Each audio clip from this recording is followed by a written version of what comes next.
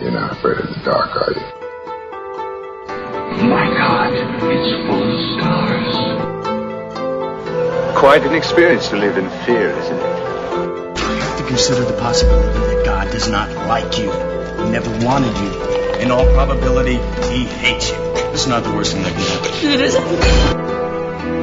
There is a greater darkness than the one we fight.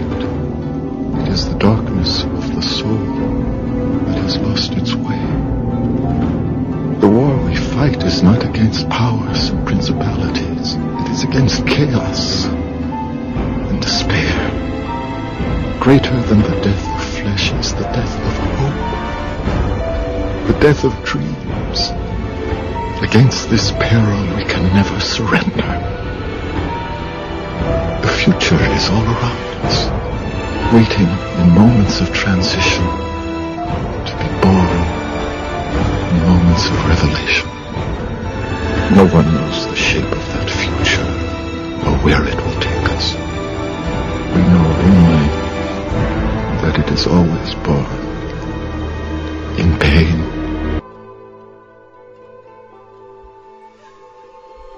Happy heresies, my beloved truth seekers.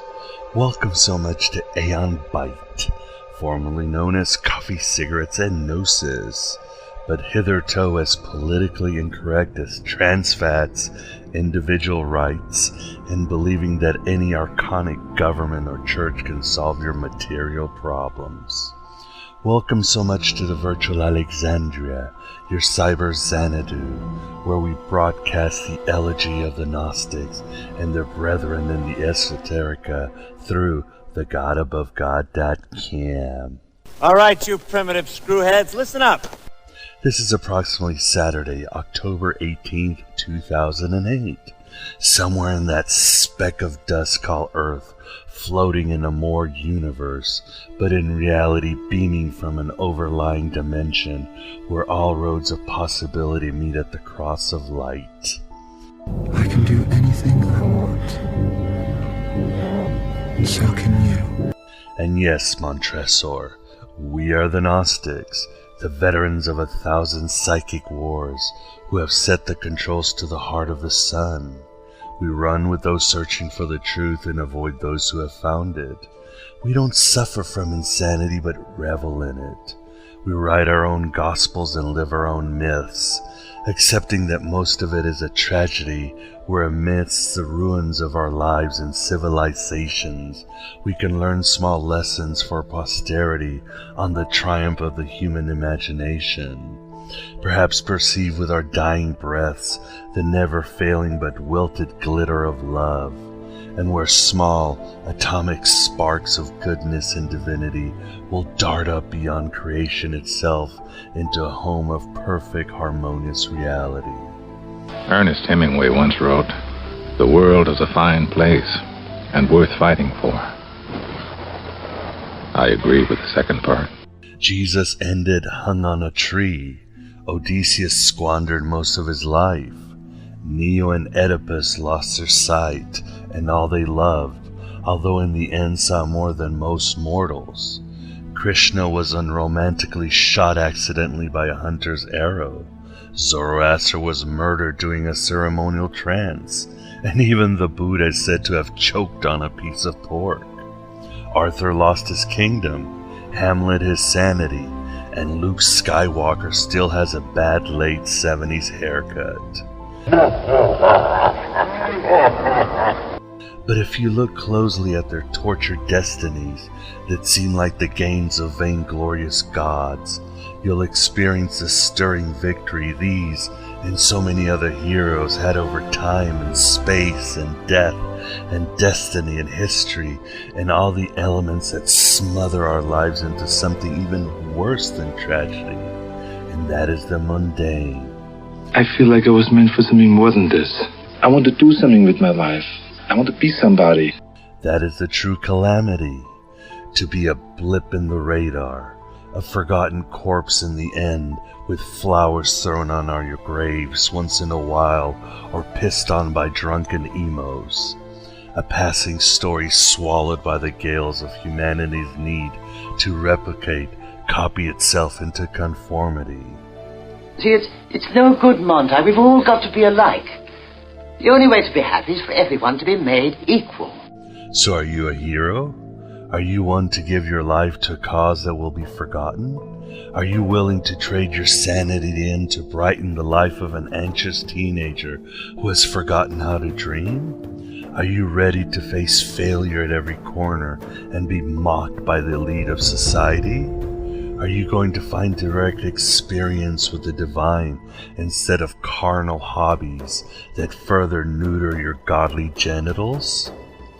Or are you a sad little doppelganger working for Queen Doppelopoulos?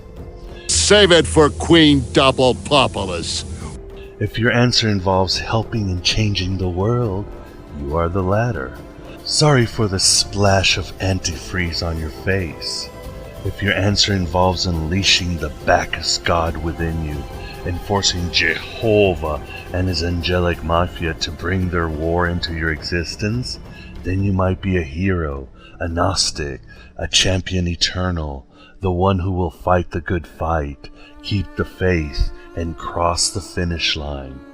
The time has come for me to meet my Maker and to repay him in kind for all that he's done.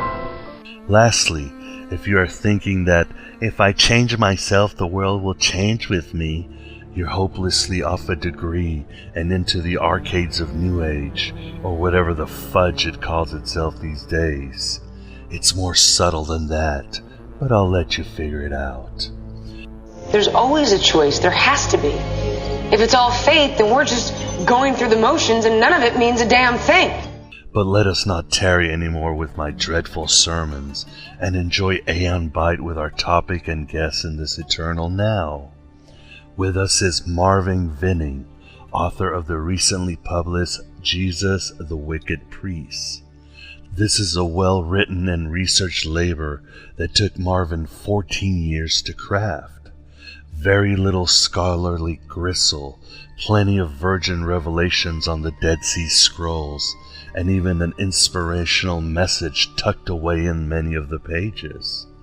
The premise is not only that Jesus was an Essene, which is not a new theory by any means, but that he was the wicked priest the Qumran community dreaded and hated.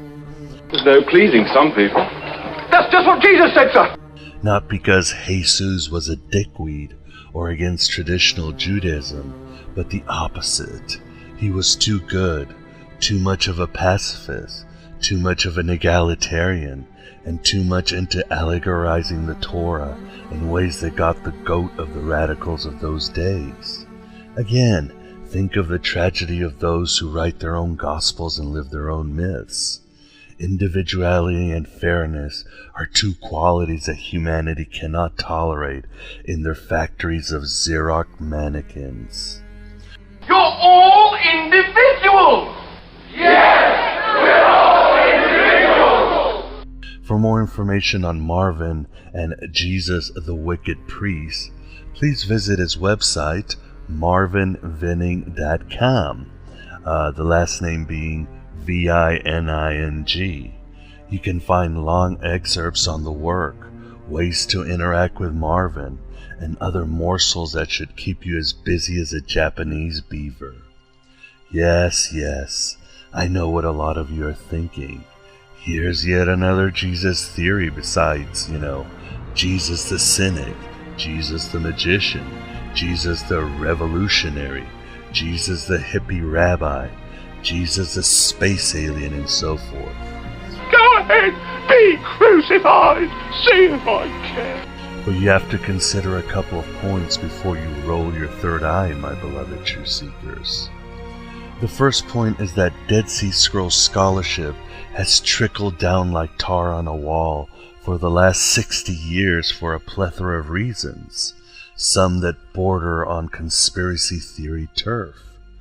This is conspiracy paranoia. The issue isn't whether you're paranoid, Lenny. The issue is whether you're paranoid enough.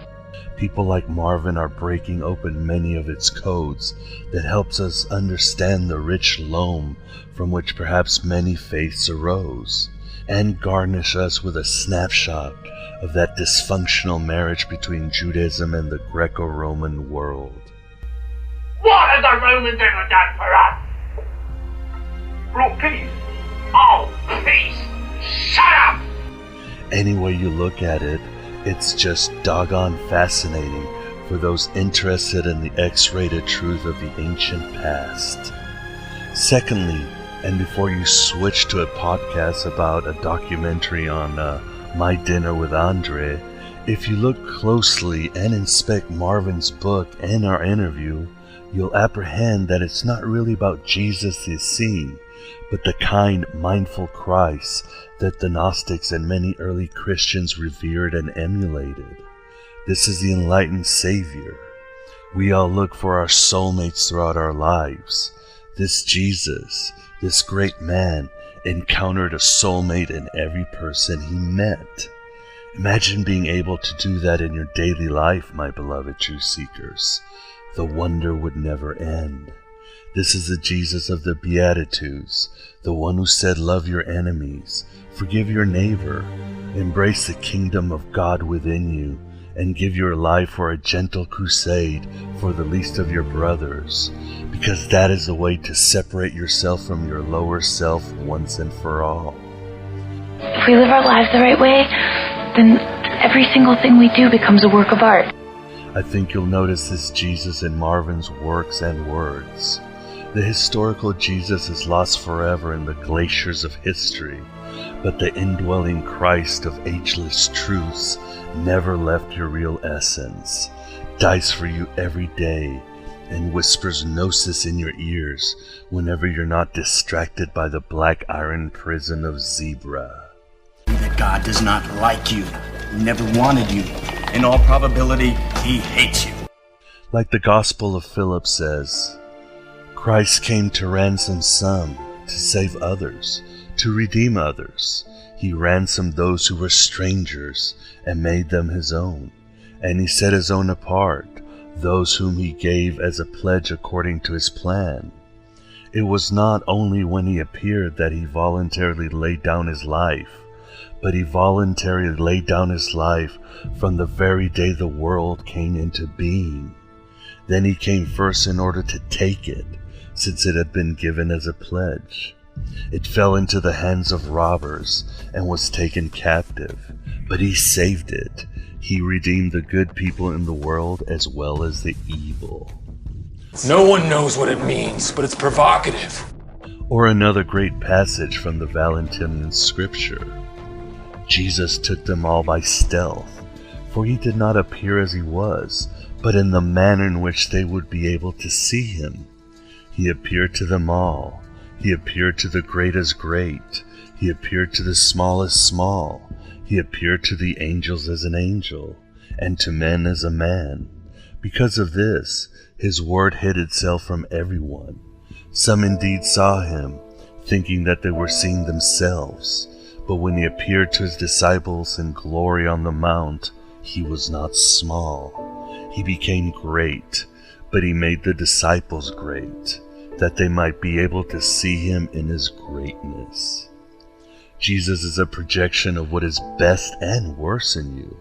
He is the Logos, the reason of the divine, still seeking the bride that is his wisdom. Jesus comes with a sword in one part of the Bible, yet in another says that he who lives by the sword dies by it. Be careful you don't get cut by this vibrant force of the pleroma, but walk the razor's edge of self-actualization, for the rewards are great once you find you are the Messiah of your own gospel and living myth. But enough of my drivel. Let us chat with Marvin Vinning on his book, Jesus the Wicked Priest. Did you know that the first Matrix was designed to be a perfect human world where none suffered, where everyone would be happy? It was a disaster. No one would accept the program. Entire crops were lost. Some believed that we lacked the programming language to describe your perfect world, but I believe that as a species, human beings define their reality through misery and suffering. So a perfect world was a dream that your primitive cerebrum kept trying to wake up from. Which is why the Matrix was redesigned to this, the peak of your civilization. You have to understand, most of these people are not ready to be unplugged. And many of them are so inert, so hopelessly dependent on the system, that they will fight to protect it. With us today we have Marvin Vining, author of Jesus, the Wicked Priest. And he'll be discussing, as his byline says, how Christianity was born of an Essene schism. How are you doing today, Marvin? Fine, thanks. How are you? I'm doing great, and thank you very much for coming on Aeon Byte. Really appreciate it. Glad to be here.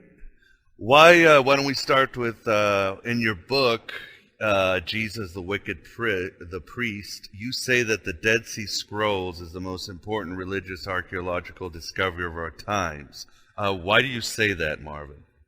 I made that comment because of my Anabaptist outlook towards Christian history. That is, I believe Jesus and the early Christians were strict pacifists, but Jesus' teachings of love your enemies and turn the other cheek became corrupted when Constantine made Christianity into a state religion in 313. There are many other important teachings of Jesus that have been ignored, such as feminism. So I believe we're direly in need of the earliest possible textual evidence to corroborate what Jesus really taught. Jesus, the Wicked Priest, argued that many of the Dead Sea Scrolls have been misdated and misinterpreted by mainstream scholars. Most scholars believe the Dead Sea Scrolls tell us something of the life and times of Jesus, but only indirectly. I argued the Dead Sea Scrolls mention Jesus specifically. There are scrolls that prophesy his birth and speak of him as a long-awaited Messiah. But something happened. Jesus broke from the Dead Sea Scroll authors at the outset of his ministry, and from that point forward, the Dead Sea Scrolls speak of Jesus as a heretical figure known as the Wicked Priest. So by studying the Dead Sea Scrolls, we have a clear picture of who Jesus was by knowing who he was not. And before we get on to Jesus being the Wicked Priest and so forth, why don't we talk about who exactly were the Essenes and what were their origins and theology as far as you can tell? Well, this is all very controversial. The Essenes are among the most debated group today. We do know this. The Essenes, together with the Sadducees and Pharisees, were the third major sect of first century Judaism. Several ancient historians mention them, such as Josephus and Philo. And some noted 19th century historians like Schur and Gretz believe the Essenes to have been the first Jewish sect from whom all others formed. Basically, my research confirms that, but I believe the Essenes were the scribes of the intertestamentary exile period, and they seem to have originated in Babylon. More important to my book, however, is that the mainstream view is that the Essenes are believed to have written the Dead Sea Scrolls, hence the byline, How Christianity Was Born of an Essene Schism. And what were some of their practices? I mean, obviously, as you mentioned, they were very ultra-Orthodox Jews, were they not? They were, yes. Yes, they were very legalistic, very ascetic, misogynistic. I hate to use the term, but really they were sort of the Taliban of first century Judaism. But at the same time, but unlike other Jewish sects, they believed in proselytizing, which is very strange, isn't it? Well, proselytizing to an extent. They had a proselytizing procedure, but it was very rigid. They would scour the land looking for proselytes. One thing, since they practiced celibacy, some of the groups practiced celibacy, they couldn't replenish the numbers, and so they had to gain their numbers from young men's children. And so they had a very rigorous procedure. They had, much like some of the Gnostic sects, I guess, the Essenes had a rigorous initiation procedure where they would have to go through various cleansing rituals and oaths and so forth. And it was quite strenuous. This is one of the reasons I was able to identify the Essenes in the New Testament, because the scribes therein, they indicated that they had a similar initiation procedure. And what's funny, and you mentioned in your book, is despite the Essenes being, as you say, the Taliban of those days, they were very, lenient or even familiar or even friendly with Pythagorean and Platonist philosophy, weren't they? Yes, that's actually, that's one of the things I develop in the book. That's in the reincarnation chapter, I believe. If you look at the history of reincarnation in Christianity, it has a very checkered past. Really, it was rejected in 553 from Council Christianity, believing it mainly to be a Greek doctrine that was wrongly imported by the Gnostics. But my research indicates that Pythagoras likely learned reincarnation from the Essenes during his travels to Babylon. And of course, Pythagoras was figured very heavily in the formation of Plato's philosophy. And so it seems as if Christianity eventually rejected reincarnation as having been a Greek doctrine when it may have been a Jewish doctrine all along. And what's very interesting, what you point out, is that it wasn't most of the blame, if you would, going to Christian reincarnation besides the Gnostics was with Origen. But you say that Origen really didn't believe in reincarnation? Ooh, that is complicated. Yes, most authors wrongly ascribe reincarnation to Origen, but he had a really unique view. He was a Neoplatonist, and he believed basically that you had many worlds in which the soul reincarnated, but you didn't come back to the same world but one time in his scheme of eschatology called apocastasis, where the end was like the beginning. So instead of the usual thinking of reincarnation in which you have one world and the souls rotate numerous times, the soul travels through world upon world on its way to salvation. And he did that because Orthodox Christianity was not willing to hold to reincarnation, yet he had these texts that he had to deal with that obviously indicated some form of reincarnation. And so he got there by basically applying Neoplatonism, which is a really kind of contorted view of the scripture in my view. So, yeah, Origen is one of the most misunderstood early fathers, I think, around. And Marvin, you mentioned that the concept of Pesher, which, if you don't mind explaining, and also explaining how it helps unlock the secrets of the Dead Sea Scrolls. Well, Pesher is really a type of midrash, a commentary on a biblical text, but the Essene Pesher had an unusual quality about it. Like many ancient peoples, the Essenes believed that time was cyclical. That is, they followed a cyclical view of time as described by Marceau Eliade in the Myth of the Eternal Return. Not that they believe history literally repeated itself, rather the archetypes found in their sacred scriptures repeated again and again until God's purposes were fulfilled. A similar literary method can be found today amongst prophecy-minded Christians called newspaper exegesis. You see this sort of thing on the 700 Club, for example, all the time. And that is where they simply read the newspaper, and if there's a headline in Russia that ties into the Bible or something like that. Precisely. They read these ancient texts that may have something to do with Babylon or Rome or has nothing really to do with the context of today, but they read it symbolically, metaphorically, and read all sorts of things into it. And it was the Essene Pesher method, people have been trying to crack it for years, but I mean, it's something that I was more or less accustomed to, having been brought up in a Protestant background. We saw this sort of thing all the time, It's just something that's very familiar to me, given my upbringing.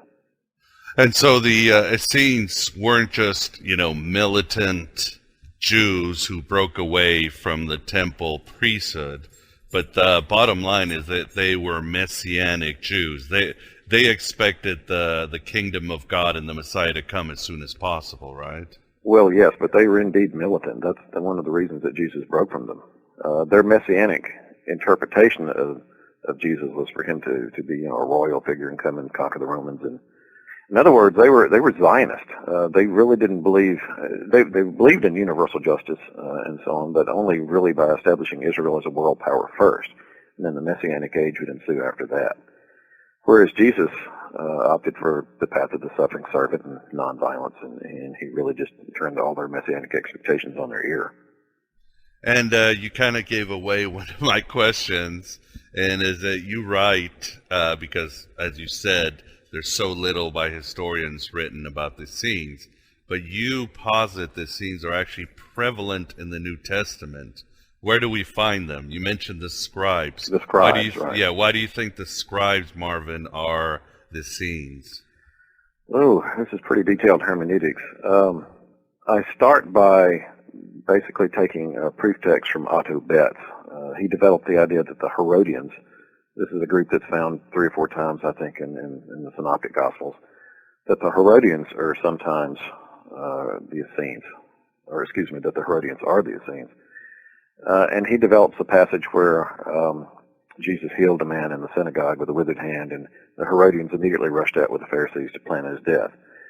Well, we have parallel pericopias are called. A pericope is where you take a slice of the gospel, okay? But you find parallel references to it in other gospels in which this group is not called Herodians, they're called scribes, meaning that the scribes and Pharisees rushed out to plan his death, not the Herodians and Pharisees rushed out to plan his death. So it occurred to me a couple of things. First, Barbara Thiering had put forth the idea that Jesus was the wicked priest, which had been pretty soundly rejected by mainstream scroll scholars. But here was a very mainstream Dead Sea Scroll scholar, Otto Betz, whose own work had confirmed that the Essenes were in opposition to Jesus. In fact, that was the inciting incident to the crucifixion. So I knew if he were right, not only had he found a different way of exploring Barbara Thiering's Jesus' wicked priest theory, but also it opened up the Dead Sea Scrolls to the New Testament. Because there are the Essenes. The scribes appear 50-something times, I believe, in the Gospels and Acts, too. And they're Jesus' principal enemies. You see them all over the place. They're running around with the Pharisees, constantly questioning Jesus, asking what he's doing, questioning about the Messianic prophecies, about the Torah. And in the end, they crucify him. And the Gospels state that pretty clearly. So if I knew if Otto Betz were correct, the Essenes were the Herodians, and the Essenes were the scribes, I had to be able to show in my restoration that the Essenes had Jesus crucified. And that really was the focal point for the whole book. So why were they called Herodians? Why did they go under that moniker? Herod the Great, originally one of the Essenes had prophesied that Herod the Great would take the throne, and he thereafter honored the Essenes with all sorts of special favors, like exempting them from a loyalty oath, which is important to the Essenes because they didn't like to take oaths. And so the common people probably would have started calling the Essenes Herodians after that. I actually addressed this on my website. One of the readers wrote in, and he was questioning me about this, whether the Herodians would have been consistent with some of the other mainstream views. But it really does line up. There was a narrow window right before the Roman occupation and right after the Greeks, where the priesthood of the temple, would have only come to power if they had been friendly with Herod. And so, if you're looking at right at that period where the Herodians would have appointed them. Sorry, I'm saying this all wrong. I'm getting ahead of myself because what we're getting into now is the whole Simeon as the teacher of righteousness, and I don't want to anticipate that in this question. But so what I'm getting, Marvin, and as you mentioned in your book, this scene seemed to be an umbrella term, just like Protestantism is an umbrella term for various sects. So am I getting that a lot of these groups, like even the Pharisees and others, developed from the Essenes, basically anti-temple Jews? More or less, yes. I developed the etymology of these Essenes in the book, and this is kind of a complicated question. Essene is a Latinized term. I believe essentially the Essenes derive from the Hasid or the Hasidians, and I'm not sure direct connection can be made today, but Hasidic Jews would follow in that tradition, although they may not flow directly back to the Essenes. So they were the pious Jewish movement of the time, and anti-temple only to the extent that foreign influences were controlling the temple. So long as the Essenes were in the temple, things were fine. And far enough back in the history, I think the Essenes were the priestly power. They were primarily a Levitical sect, and as scribes, they had authority over the Scripture. They were the ones who were, for example, translating what we now call the Bible from Hebrew into Aramaic, which is enormously important in a theocratic society because all your laws and culture and so forth are based on biblical interpretation. So when you have all your people speaking Aramaic and the Bible's in Hebrew, they have all the power. And I know you don't mention in this book, but a couple of questions would be: do you see a connection between the Essenes and the Therapeutae of Alexandria, or do you see them as completely different groups? I would have to explore that. Refresh my memory. When did the Therapeutae arise? Therapeutae I don't know when they arrived, but definitely Philo of Alexandria and Josephus talks about them in kind of the same habits, white robes, proselytizing Jews, and I guess therapete comes from the word physician. And a lot of scholars have made a connection between them, but nothing. Well, that's again, possible. nothing I do concrete.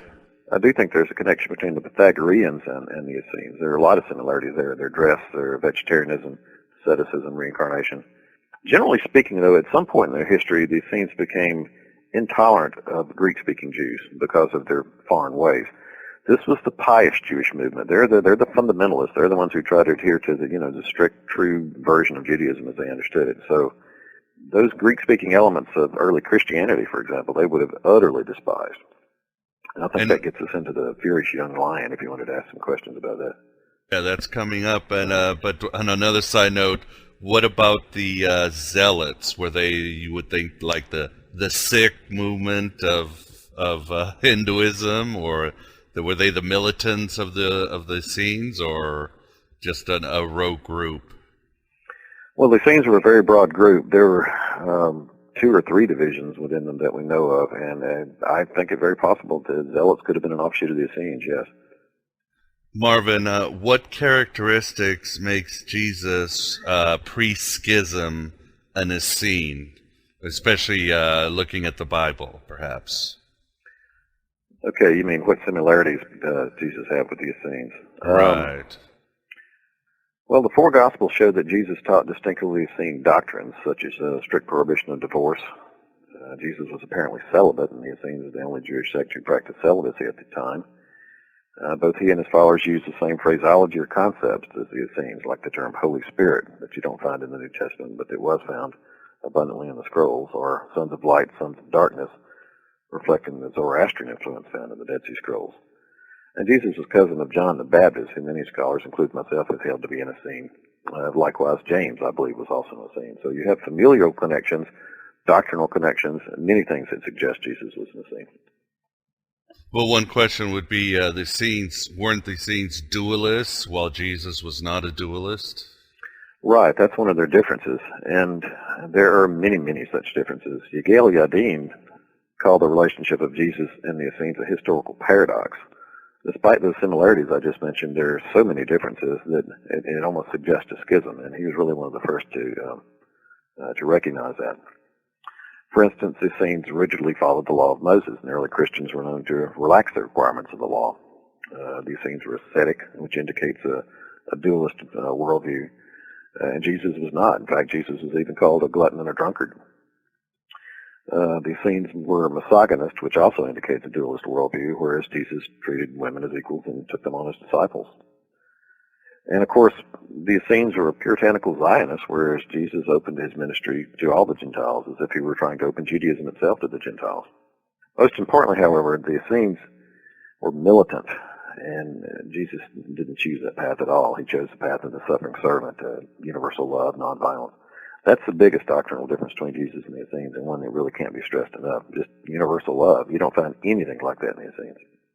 And do we know at what point Jesus might have broken up with the Essenes, or we just simply don't know? At the beginning of his ministry, he was like, "That's it, guys. I'm moving my own way." Or was it after the baptism, or? Well, I explore in the book. It could have been the synagogue incident. That could have been it, or it could have been sometime around his baptism. We do know this: Jesus moved from Nazareth to Capernaum, which is a very interesting move.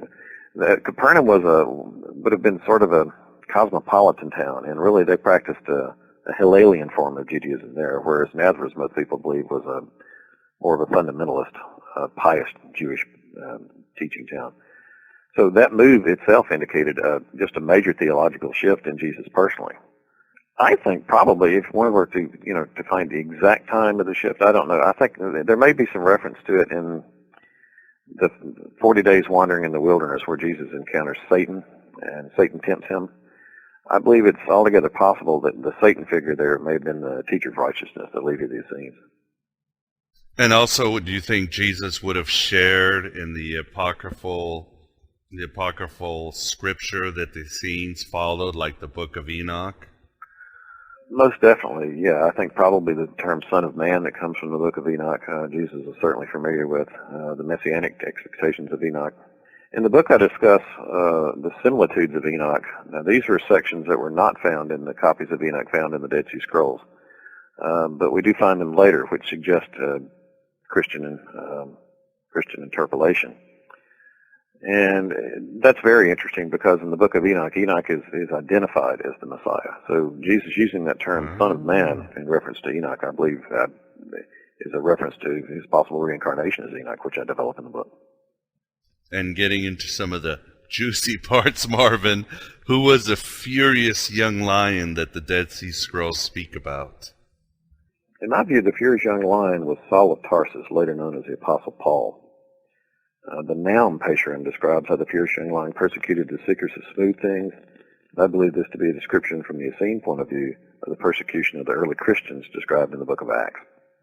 And that's the evidence? That's it? Well, I discuss several more things in the book. The Pharisees and the Essenes were closely linked. Paul, of course, was a Pharisee.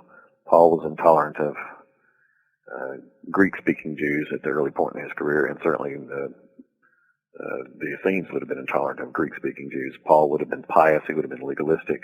In short, he would have followed just about every doctrine known to the Essenes at that time, and I think it's very likely. Also, his name.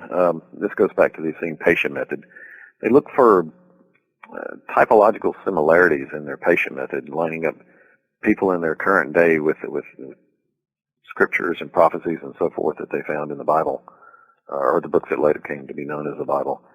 And the furious young lion, to me, indicates Saul, the archetype of the furious young lion, the first king. So it's possible that Paul could have been looked at as the true Messiah, the Davidic royal Messiah that Jesus was supposed to have been, according to Essene expectations, but wasn't. And Marvin, why do you think Eisenman goes wrong in saying that it was Paul who was the wicked priest? Well, I just think there are too many references that indicate the wicked priest was Jesus himself. Eisenman, I've never really been able to make sense of Eisenman's restoration, to be honest about it. He leaves all the major figures out. Where would be Jesus? Where would be... if I'm not mistaken, I think his view of the righteous teacher and wicked priest aren't associated with Jesus in this major group at all. And it just really doesn't make a lot of sense to me. I've read it, and I think I understand Eisenman's view about as well as anyone, but there are just too many things that don't add up there for me. And getting back to reincarnation, as you write, Marvin, 3/4 of the world believes in reincarnation, with even Judaism and Islam having a doctrine on the transmigration of the souls, to a certain extent. Mm-hmm. But Christianity shunted that theology aside later on as it became more Roman Catholicized. Why do you think that Christianity decided to get rid of reincarnation at all, when it's based, like you said, it's based on Judaism? Well, they didn't realize it was based on Judaism at the time. Reincarnation fell by the wayside in the Fifth Ecumenical Council in 553, and that was the same council where they excluded the Gnostics. And I really don't believe reincarnation was given a proper hearing because they were more concerned about tossing out the Gnostics at that point. And so any doctrine that seemed remotely related to the Gnostics went by the wayside. And one of the problems we discussed earlier, Origen seemed to have favored reincarnation, or at least he was interpreted that way by some of the Gnostic Christians who were looking at Origen for an authority figure.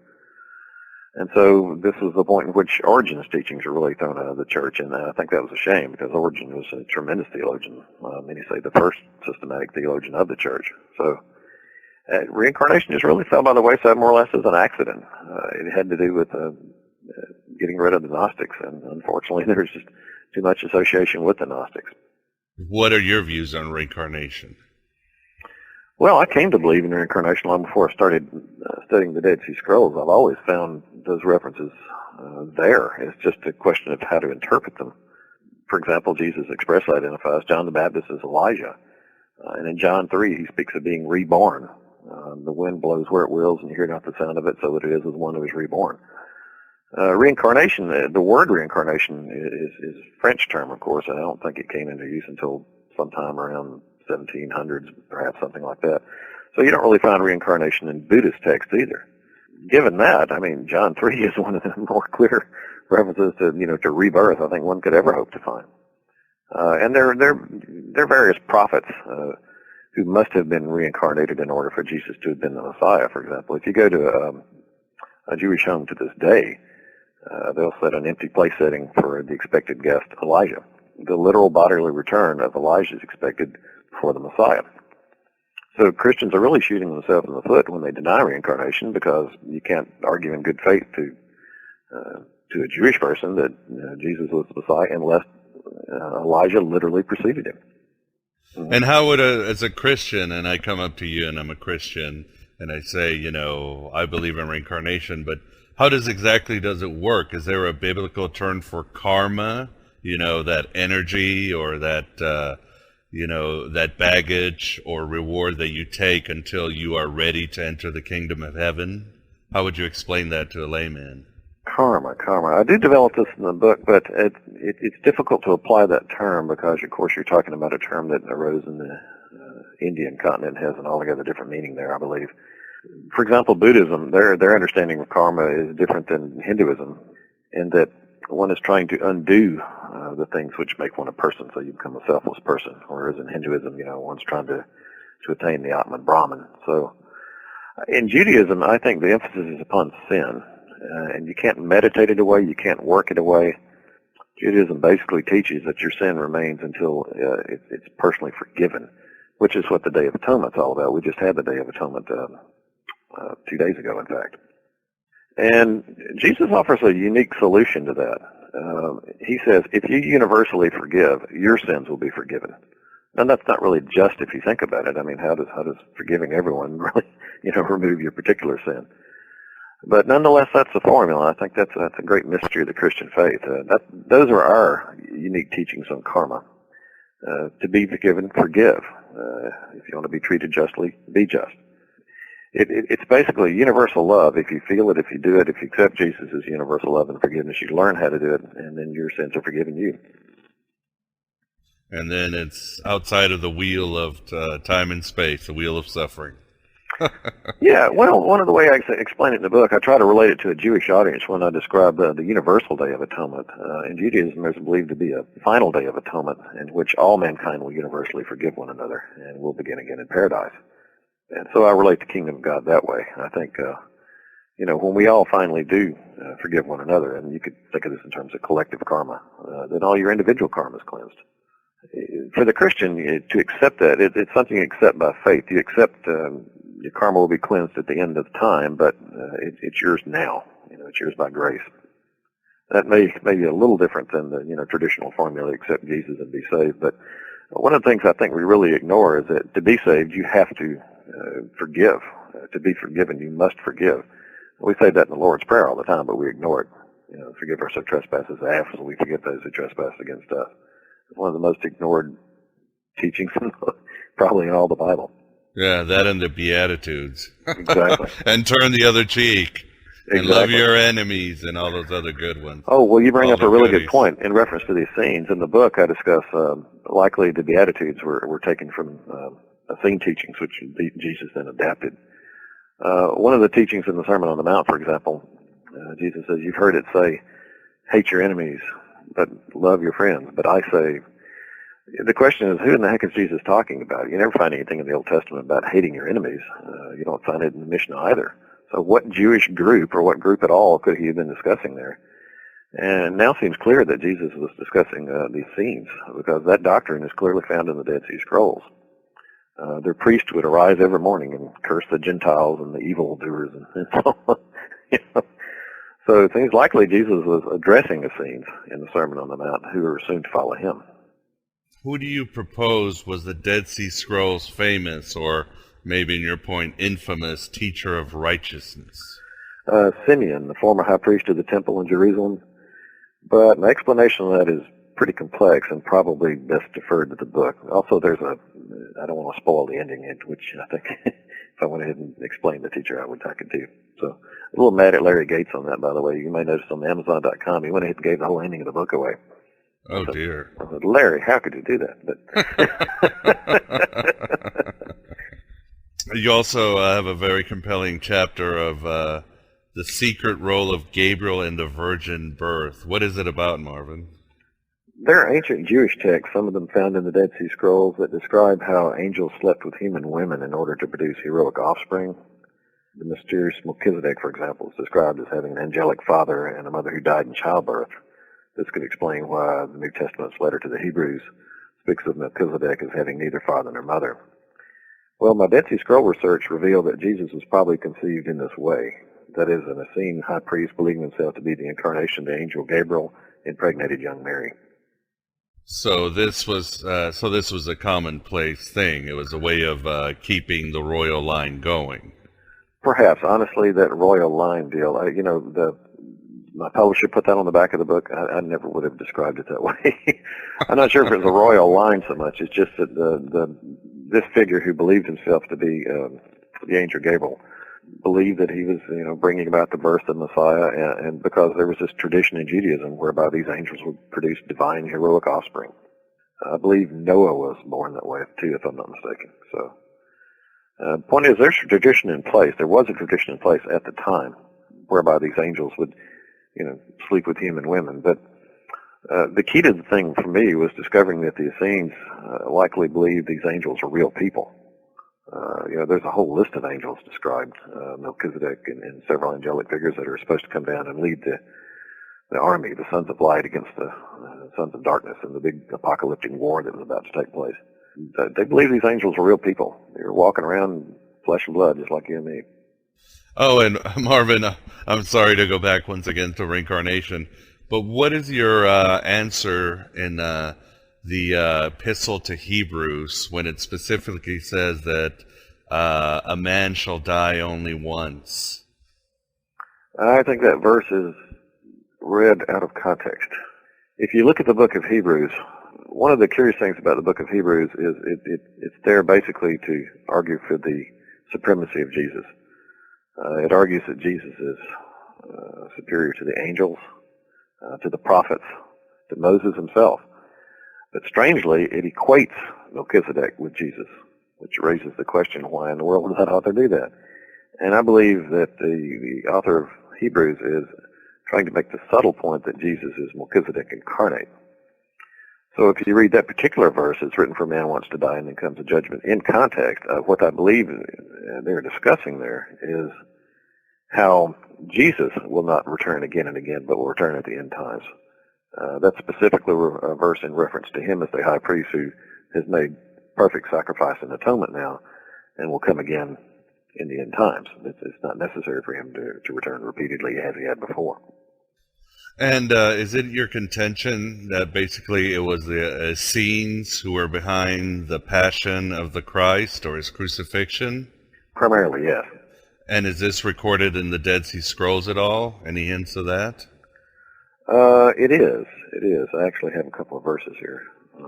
Yes, the Dead Sea Scrolls vividly describe the passion of Christ, and that's really the focal point of the whole book. I'm a second-generation trial lawyer, so it's my careful study of Jesus' trial and the events leading up to that trial upon which my whole restoration is based.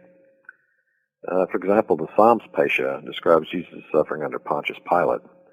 It reads, quote, "And God will pay the wicked priest his reward by delivering him into the hand of the violent of nations, that they may execute upon him judgment." And also the Habakkuk Pasha reads, first he quotes a verse, then it interprets it, "Because of the blood of men and the violence done to the land, to the city, and to all its inhabitants." Interpreted, this concerns the wicked priest whom God delivered into the hands of his enemies because of the iniquity committed against the teacher of righteousness and the men of his counsel, that he might be humbled by means of a destroying scourge and bitterness of soul because he has done wickedly to his elect. Note that Jesus' crucifixion is not specifically mentioned here, but keep in mind crucifixion was an everyday occurrence under Greek and Roman occupation. Jesus' scourging, I think, would have left more of an impression on first century Jews as anyone who's ever seen Mel Gibson's film, The Passion of the Christ, can attest. Yeah, and I can tell that you didn't really like the movie. Well, I just think 2 hours, however long the movie was, 2 hours of emphasis on nothing but the crucifixion and none of his teachings, and leaves a very unbalanced picture of his life. I heard actually, I saw when Jim Caviezel, am I saying his right? Caviezel? I forget the actor, the guy who played Jesus. He was on the Tonight Show talking with Jay Leno, and he mentioned something in filming about how Jesus is discussing, the nonviolent passage from the Sermon on the Mount. Love your enemies. Of course, you can never place enough emphasis on that. But I think during filming, they had a lightning strike that shut down production during that time. I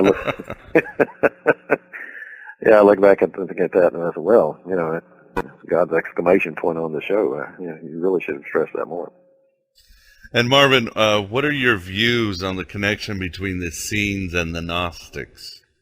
Oh, that's a good question. I wish I had discussed that more in the book.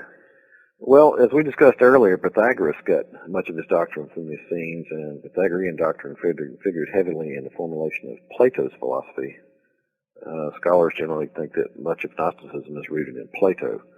So I think there are definitely some connections to be made there. The Essenes seem to have a dualist worldview very similar to the Gnostics. I believe in reincarnation, asceticism, in many ways are similar. And I think this is valuable information to uncover because, as you know, the Gnostics came along after Jesus.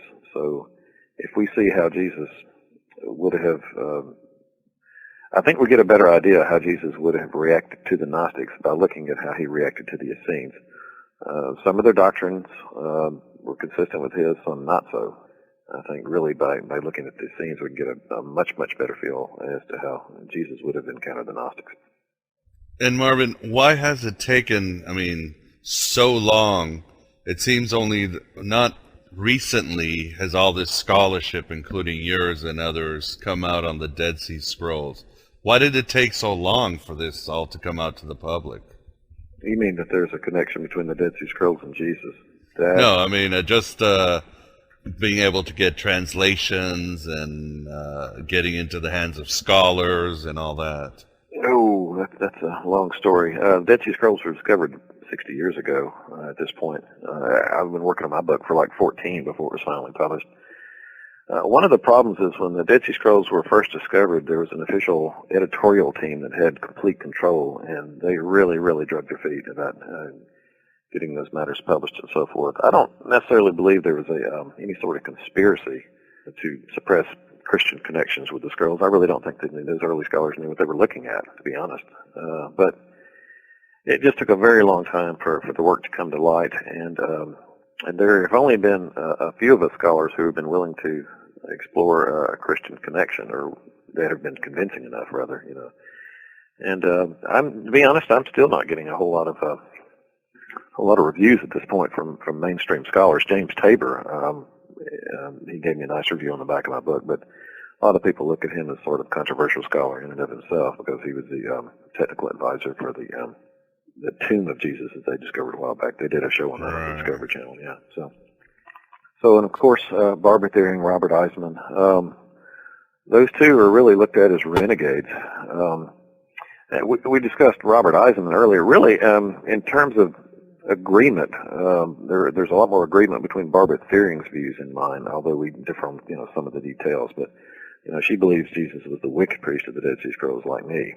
It's just that her patient method has never really been able to gain any acceptance among mainstream Dead Sea Scrolls scholars. Personally, I just think it's not objective enough.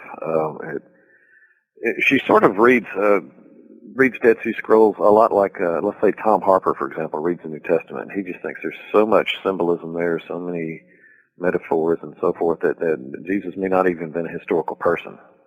And it's fine to do that, but to then turn around and use that method in order to prove exact historical things about a connection between Jesus and the Dead Sea Scrolls, you can see how that's self-defeating. And the truth of the matter is that really most Dead Sea Scroll scholars have been pretty conservative when it comes to textual criticism, and they just weren't ready for anything like that, which is one of the reasons I'm hoping my research will eventually get some attention, mainly because it's based on Otto Betz's work, and he was one of Barbara Thiering's biggest critics. So needless to say, I don't think you agree with John Allegro. John Allegro, he had the right idea in that he thought that there was some sort of Christian correlation, but as I believe, he had the figures reversed. He had Jesus being the teacher of righteousness. So I just don't think he had enough information available to him at the time to make the correct conclusions there. I tell you, I really feel sorry for John Allegro. I relate to him in many ways. He was a probationary in the Methodist Church at the time he was doing research, much like I am now. But he was on the front end of it. I have the benefit of 60 years of hindsight with all this research that's been done and so forth, and he never had that, and he was a real renegade. And boy, I mean, I have never seen such an assassination of any scholar's character as you find some of those early scholars attacking. Oh yeah, he was completely destroyed before he got a chance. God. Right. And lastly, Marvin, you call your book Christian apologetic work, which I was kind of shocked at the beginning, because when I got it from the publisher, it starts Jesus, the Wicked Priest, and I'm like, oh my God, it's a polemic against Jesus. Why do you think your book is Christian apologetic work? Well, apologetics is a justification or explanation of the Christian faith. Christian theology began with the apologetics.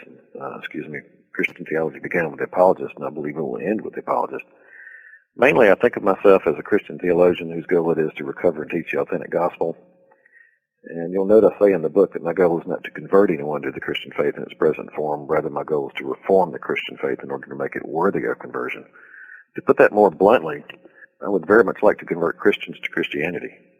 Or the original meaning of the teachings of the Christ. Right. Like I say in the book, I'm very Anabaptist in my views. I think that the early church had it right, and the moment Christianity became a state religion, we corrupted so much of Jesus' teachings, and so the more information we can get about the historical Jesus, the true historical Jesus, I think the better. Well, then I definitely wish you luck with that, because I'm certainly agreeing with you, but I think that's all the time we have today, and I'd like to thank you very much for coming on Aeon Byte and discussing your very stimulating and important work. Thank you very much. It's been fun. Likewise, and good luck with the book. I sure appreciate it. Thanks. All right, take care. Take care.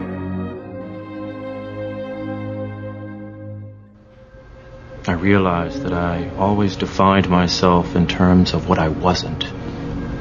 I wasn't a good soldier like my father. I wasn't the job. I wasn't a good prospect for marriage or kids. Always what I wasn't. Never what I was. And when you do that, you miss the moments. And the moments are all we've got. When I thought I was going to die, even after everything that's happened, I realized I didn't want to let go. I was willing to do it all over again, and this time I could appreciate the moments. I can't go back, but I can appreciate what I have right now, and I can define myself by what I am instead of what I'm not. And what are you? Alive. Everything else is negotiable.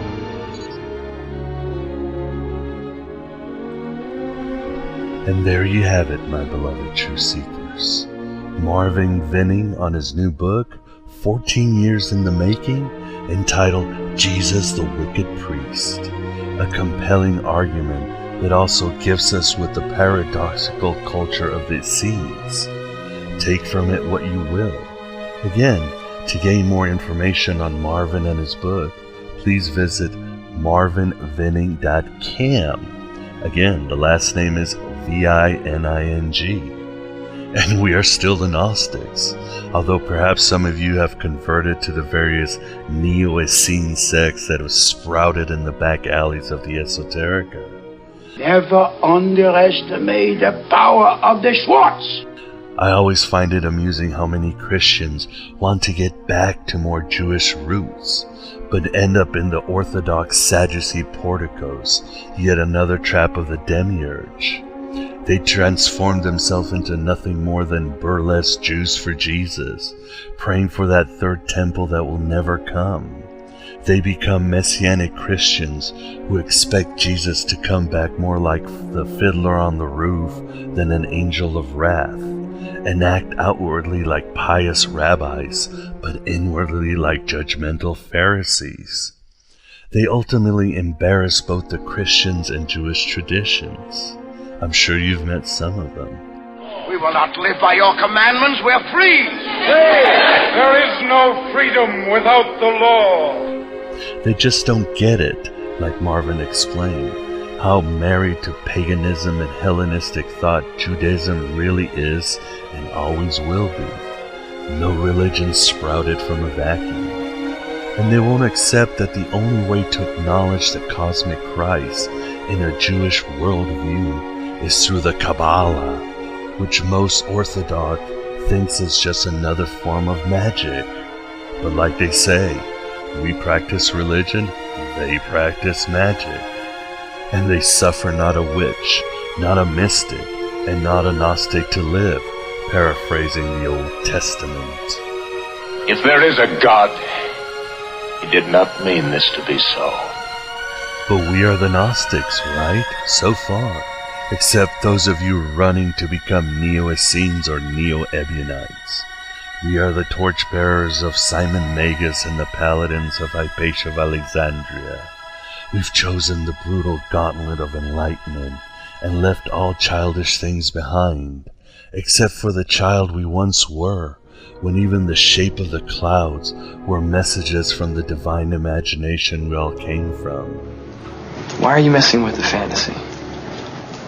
We know about the reality. Don't ruin the fantasy, okay? We are the progeny of Hagia Sophia, carriers of the light of Lucifer, and the ones leaving that golden thread in the labyrinths of time and space, so that others may follow and avoid Jehovah, Samael, Belial, or whatever you want to call them, from goring them back into the dimensions of nightmares and amnesia. So are you a hero? Or are you going back to the fraud that is your life once you stop listening to Aeon Byte? Jesus says in the Gospel of Thomas, I shall choose you, 1 from 1,000 and 2 from 10,000, and they will stand as a single one. We're the middle children of history, man. No purpose or place. We have no great war, no great depression. Our great war is a spiritual war. Our great depression is our lives. It's a very lonely road, but you'll never be alone again. Divided we rise, together we stand. Are you with me, or those masquerading as angels of light, which for the most part is everything and anyone you encounter in your daily games of serpents and ladders? I hear the armies of darkness approaching, and wonder if Ash stands by my side. The rumble of the horsemen of the apocalypse is loud. The stakes burn hard for us in their eternal invitation. The screams of the bishops and politicians pronounce us traitors and peddlers of bombast. We raise our swords of reason. We defend ourselves with the paintbrush, the keyboard, and the namaste bow. I have come here to chew bubblegum and kick ass. And I'm all out of bubblegum. They come down on us hard with rewritten histories, theological acrobatics, and lances of guilt. Who will win? Who will lose? Or as Rudyard Kipling wrote, victory and failure are but impostors. We must look in between and inside for the self-knowledge that will see the war as perhaps another distraction by the archons. Either way, I will see you in hell, my beloved truth seekers. Hello and goodbye as always. There is a war going on between angels of light and dark over your soul, Dr. Lane. What are you talking about? The 4 horses of the apocalypse. The other visions. No. They're not real. They're in here. Maybe you are too. The truth is staring you in the face. All you need is the faith of a child to accept it.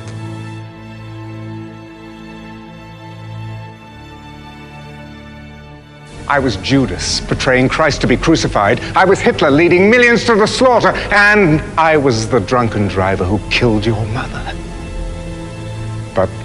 I was also